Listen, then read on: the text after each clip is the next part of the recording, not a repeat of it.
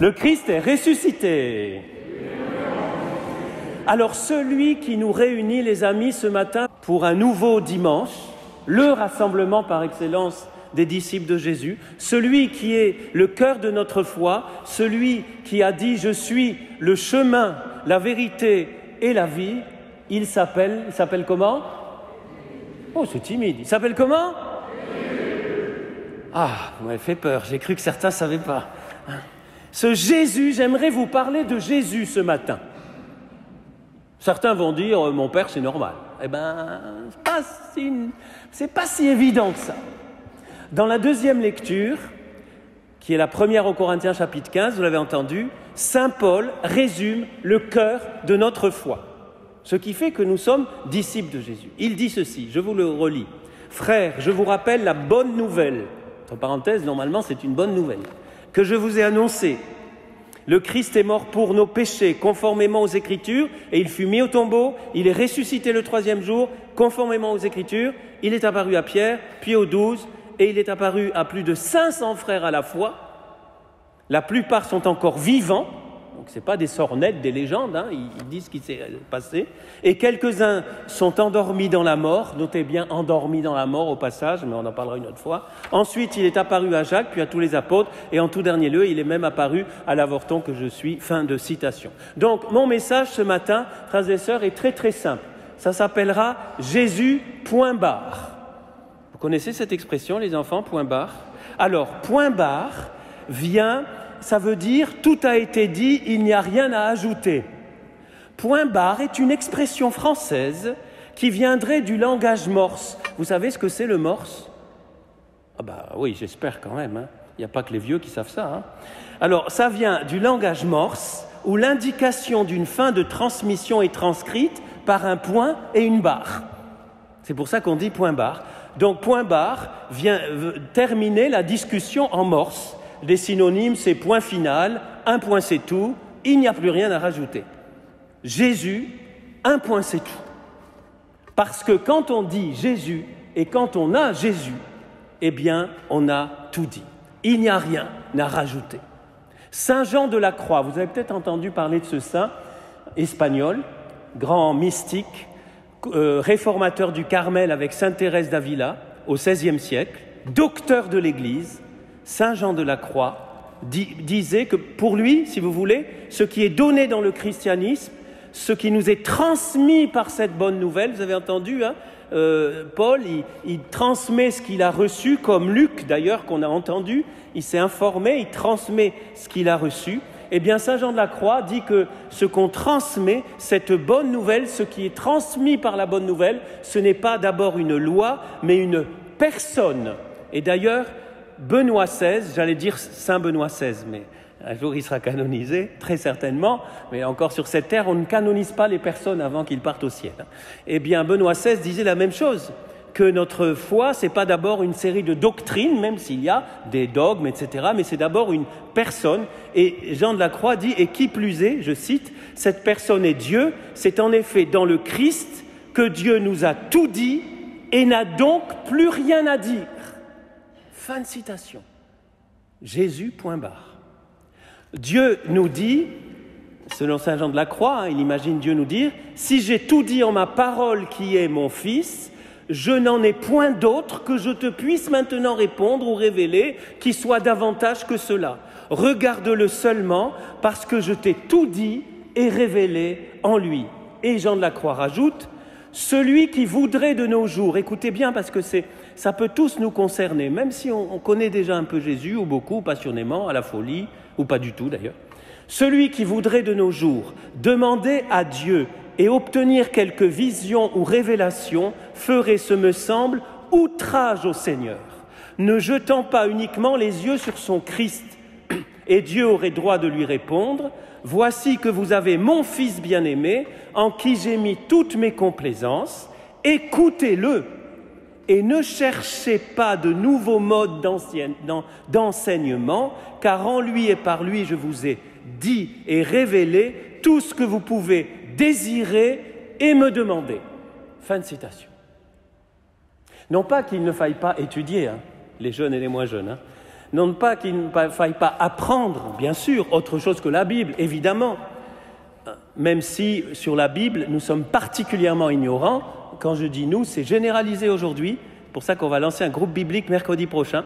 Il y en a un à Saint-Roch, on va en mettre un aussi à la cathédrale, pour que tous ceux qui veulent, il n'ait plus d'excuses pour dire « Oh Père, il n'y a personne qui nous enseigne la parole ». Eh bien là, vous aurez toutes les semaines un groupe biblique. Mais je ferme la parenthèse. Donc, comme disciples de Jésus, qu'est-ce que dit Saint Jean de la Croix finalement? Que tout ce que nous sommes, tout ce que nous disons, tout ce que nous faisons, tout ce que nous cherchons devrait être d'une façon ou d'une autre, directement ou indirectement, en relation avec le Fils de Dieu fait chair, celui par qui tout a été créé, le Verbe de Dieu, celui qui nous a sauvés. Jésus, point barre. Jésus au centre de nos vies, mais pas un Jésus théorique, pas un Jésus imaginaire, pas un Jésus bricolage ou bricolé. Vous savez, mon Jésus que je me fais selon mon idée à moi, avec lequel je mélange toutes sortes de choses. Et malheureusement, c'est ce qui existe, ça existe encore aujourd'hui, ça a toujours existé. Non, le seul Jésus qui est existé, qui est toujours vivant, Jésus de Nazareth, fils de Marie, né, engendré en elle par le Saint-Esprit, Jésus mort et ressuscité, c'est ce qu'on appelle le kérygme. C'est pas un gros mot, hein. C'est un mot qui vient du grec et qui veut dire proclamer, annoncer. Ça veut même dire ce que je suis en train de faire, crier. Si je crie ce matin, c'est parce que je vous annonce le kérygme. Et kérygme, ça veut dire crier cette bonne nouvelle. Crier, la dire, qu'on l'entende, que Jésus est le seul sauveur, qu'il est mort et ressuscité, qu'il a pris tous nos péchés sur lui, tout le mal de l'humanité, alors qu'il était l'innocent par excellence. Il n'était pas obligé, Jésus. Il allait bien. Vous savez que Jésus allait bien, hein. Le Fils de Dieu allait très bien avec le Père et le Saint-Esprit, cool, tranquille dans la Trinité, hein. Et qu'est-ce qu'ils sont Ils auraient pu dire, oh ben, qu'ils se débrouillent, hein. Ils n'ont pas voulu nous écouter, qu'ils fassent leur vie. Nous, on continue notre bonheur éternel, le Père, le Fils et le Saint-Esprit. Non, parce que Dieu est amour, il n'a pas supporté. Il n'a pas supporté de nous voir nous perdre, alors il est descendu en son Fils qui s'est fait chair.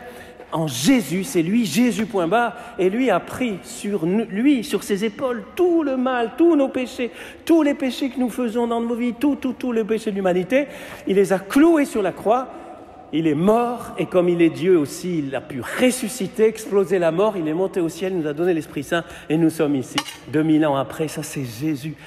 Waouh! J'aimerais vraiment, ce matin, les amis, faire de la pub pour Jésus. Jésus, point barre. Parce qu'avec lui, tout change. Vous avez vu l'évangile, un de mes évangiles préférés. Chapitre 5 de Saint Luc. Je ne vais pas le détailler, mais il est magnifique cet évangile. Le pape Jean-Paul II. Vous vous souvenez du pape Jean-Paul II? Ben non, les jeunes, ils disent non. C'est ça. C'est là qu'on voit qu'on a vieilli, hein, les amis, hein. Eh oui, pour les tout jeunes, Jean-Paul II, c'est déjà 2005, vous vous rendez compte qu'il est parti. Bon, eh bien, Jean-Paul II, les amis, je vais vous dire une chose, les enfants et les jeunes, là, il faut que vous le sachiez quand même. Jean-Paul II a préparé pendant de longues années l'Église et le monde à entrer dans le 3e millénaire. Et à partir de ce Luc 5, il a expliqué, il a donné le mot d'ordre « duc in altum ». Alors ça, c'est du latin, ça veut dire « avance au large ». Il a invité l'Église et le monde à avancer au large, à ne pas avoir peur, parce qu'il y en a qui disent « aïe, aïe, aïe, c'est l'an 2000, il va avoir la fin du monde, tout ça ».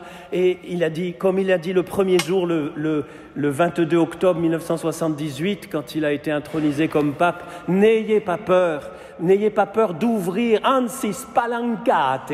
En italien, ça veut dire « ouvrez grand les portes de vos cœurs au Christ rédempteur ». Et puis il a dit aussi les portes des nations, etc., etc. Vous voyez, n'ayez pas peur. Et Jean-Paul II a repris de ce texte le Duc in altum, qui est le leitmotiv, normalement, le mot d'ordre pour le 3e millénaire, qui est « avance au large, va plus loin avec Jésus ». Vous voyez, qu'est-ce qui s'est passé? Pierre dit « nous avons peiné toute la nuit ». Et peut-être que certains d'entre nous qui sommes dans cette cathédrale ce matin ou qui écoutez sur Internet cette prédication, vous avez l'impression d'être comme Pierre, on a peiné toute la nuit, on n'en peut plus, on est désespéré. Comme on dit en libanais, khalas, ça suffit, j'en peux plus, basta en italien. Allez, et puis il y en a qui ont même envie de mourir parfois. Beaucoup se suicident, vous savez, ou font des tentatives parce qu'ils n'ont plus de sens à leur vie. peut-être parce que aussi, pour des tas de raisons, et personne ne peut juger ça, ça peut nous arriver à tous de passer ces moments de creux un peu. Et c'était Pierre, voilà, et là il n'y avait pas Jésus dans la barque, ils ont peiné toute la nuit sans Jésus dans la barque. Et pourtant ils connaissaient déjà Jésus. Et quand Jésus est monté dans la barque, Jésus a dit, allez, je monte dans la barque, va un peu plus loin. Et là, ça a été la pêche miraculeuse. Alors c'est pas magique, ça ne veut pas dire que si on prend Jésus dans la barque de notre vie, tout va aller bien, les factures l'essence va diminuer, les factures d'électricité, on va avoir un super candidat pour qui tout le monde va voter, qui va nous révolutionner la France et ça va être merveilleux, tout le monde il est beau, tout le monde il est gentil, ça va être le paradis en France. Non. C'est pas parce qu'on a Jésus que tout est réglé. Mais quand on a Jésus dans notre vie, beaucoup de choses, d'abord, sont réglées, et d'autres sont plus faciles à vivre. On a une force, on a une joie, et on a surtout une paix et une espérance contre toute espérance. Son nom, c'est Yeshua. Son nom, c'est pas Jésus. Jésus, c'est la traduction. Son nom, c'est Yeshua. Et Yeshua, dans sa langue maternelle, en hébreu, ça veut dire « Dieu sauve ». Hier, j'ai passé presque toute la journée sous Twitter à suivre cette extraordinaire et terrible histoire du petit Ryan au Maroc. Peut-être certains ont suivi aussi. J'arrivais pas à me détacher de Twitter. Je l'actualisais là toute la soirée, jusqu'au jour où ils l'ont sorti de ce puits, où il était pendant 5 jours, 5 ans, 5 jours au fond de ce puits. On peut imaginer ce qu'il a vécu. Et puis, la délivrance, et tout le monde croyait, et puis, non, il n'a pas tenu parce que c'était difficile pour un petit comme ça, 5 jours, sans manger, sans boire. Et il est mort, il est parti au ciel, ce petit Ryan. Mais quelle image, plus qu'une image, quel enseignement sur le salut. Tout un peuple, tout un pays, mais le monde entier qui a suivi ça, pour que Ryan soit sauvé de la mort. Et peut-être que nous n'imaginons pas assez à quel point Dieu s'est compromis pour que nous soyons sauvés, non pas simplement de maladie ou de la mort physique, mais de la mort éternelle, et que nous puissions avoir la vie. C'est ça Jésus, c'est lui Jésus. Il est le Sauveur, il est le Sauveur. Et il nous donne cette force, encore une fois. Alors, pour finir, je me suis demandé, mais comment ça se fait que si peu de gens, si peu de Fréjussiens, sur les 55 000, je crois que nous sommes, aient envie de connaître Jésus, ou connaissent Jésus, ou cherchent Jésus. En tout cas, apparemment, on ne sait jamais ce qu'il y a dans le cœur de l'homme. Alors peut-être que, ou parfois moi-même, je suis chrétien, mais Jésus, ouais, Père, vous êtes un peu exagéré, là, à prêcher du haut de votre, comment on appelle ça, de votre ambon, là, en chair, à prêcher dans cette cathédrale, c'est facile ici de parler au micro, mais j'aimerais vous y voir, et puis vous n'avez pas les problèmes que j'ai, puis vous êtes un peu exagéré, Père. Un peu exagéré, un peu trop passionné. Moi, je vous réponds, hein, vous avez le droit, monsieur, madame, de me dire ça, mais je vous réponds, et Jésus, il n'est pas exagéré, lui? Il n'a pas exagéré, lui. Il n'est pas passionné, lui. Alors, comment répondre à cet amour fou de Dieu manifesté en Jésus? Sinon par un amour fou. Amour pour amour. Mais pour cela, bien sûr, il nous faut l'accueillir. Et l'accueillir tous les jours. Car ce n'est pas qu'avec nos têtes. En ce moment, je suis en train de parler à votre tête. Mais j'espère, enfin, à votre intelligence, et vous êtes tous intelligents. J'ai presque envie de vous dire, non, je ne le dis pas, dis à ton frère, t'es intelligent. Non, parce que parfois, on croit qu'on n'est pas intelligent. On est tous très intelligents. Et notre intelligence est importante pour comprendre ce que je suis en train de vous dire, ce que nous dit la parole de Dieu. Mais surtout, je prie le Saint-Esprit de le dire à vos cœurs. Que dans notre cœur, nous soyons touchés, nous soyons transpercés par cet amour. Que nous devenions plus que jamais des amoureux de Jésus. En fait, nous ne sommes pas appelés à être des chrétiens pratiquants, mais des amoureux de Jésus. Des amoureux qui sont tellement amoureux. Normalement, quand on est amoureux, on a envie de parler de son amour à tout le monde. Enfin, je ne sais pas, moi de mon temps, c'était comme ça. Quand on découvre la femme de sa vie, je parle comme homme, hein, eh bien, moi j'aurais envie de la faire connaître à tout le monde. Voilà. Eh bien, quand on rencontre Jésus, quand on aime Jésus, quand on cherche à l'aimer davantage, on a envie aussi de le faire aimer. Et peut-être, et je finis vraiment par cela, peut-être que c'est parfois, plus ou moins consciemment, on se dit non, non, non, non. Si je cherche trop Jésus, si j'accueille trop Jésus dans ma vie, si je suis ce que me dit le Père Pierre, Jésus point barre. C'est-à-dire si je mets Jésus au cœur de tous les domaines de ma vie, je ne sais pas ce qui va se passer, il risque de m'embaucher dans son équipe. Et alors là, je risque d'avoir du travail parce que je ne vais plus pouvoir avoir ma petite vie tranquille. Il risque de m'emmener dans des chemins que je n'avais pas prévus, me demander de faire tel service, me demander d'aimer celui que j'ai vraiment pas envie d'aimer, me demander de changer un peu mes conceptions, etc., etc. Bref, il ne va pas me laisser tranquille. Et vous avez raison de penser ça. Si vous pensez ça, vous avez raison. Jésus ne nous laisse pas tranquilles, mais pas pour nous faire du mal, pour notre bien, pour nous remettre dans notre vraie vocation qui est d'aimer Dieu et d'aimer le prochain concrètement dans la vie de tous les jours. Et ça, c'est la bonne nouvelle de l'Évangile. Voyez, donc j'ai envie de vous dire, pour finir, n'ayez pas peur d'être embauchés, n'ayons pas peur de mettre Jésus au cœur plus que jamais et chaque jour de revenir à lui tous les jours, car petit à petit, avec le poids des jours, avec les épreuves de la vie, avec une certaine lassitude, on risque, vous savez, c'est comme, et je vous parle d'expérience, il y a des moments dans ma vie où c'est comme Jésus, comme si Jésus était un peu dans le brouillard. J'ai vécu en Lombardie, vous savez, en Lombardie, il y a beaucoup de brouillard, c'est pas comme chez nous, et où finalement, oui, Jésus, tu es là, mais si je prends pas les moyens d'avoir cette relation vivante et quotidienne avec lui, qui s'appelle la prière personnelle, communautaire, la messe, les sacrements, la parole de Dieu, etc., la charité. Si je ne prends pas ces moyens, si je ne décide pas ces moyens, petit à petit, Jésus, il va devenir, ouais, je suis chrétien, mais bon, et je vais perdre quoi? Je vais perdre la joie, je vais perdre la paix, et je vais devenir un catholique blasé, triste, et qui repousse les autres parce que ça ne donne pas envie. Que Dieu nous en garde, que nous restions et que nous soyons toujours plus ces amoureux de Jésus dans la vie quotidienne. Il ne s'agit pas d'une exaltation, d'une espèce d'excitation, non.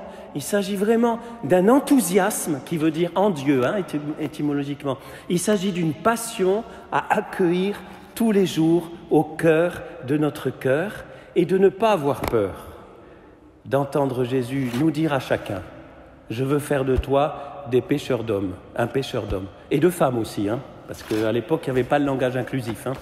Quand Jésus dit à Pierre, je veux faire de toi un pêcheur d'hommes, c'est pêcheur d'hommes et de femmes. Voilà. Le Seigneur compte sur chacun de nous.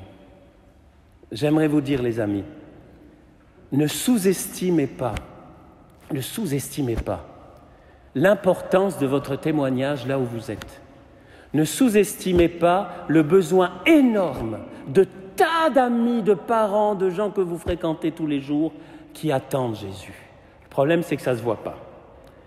Vous ne le voyez pas. Souvent, ça semble de l'indifférence et même de l'opposition.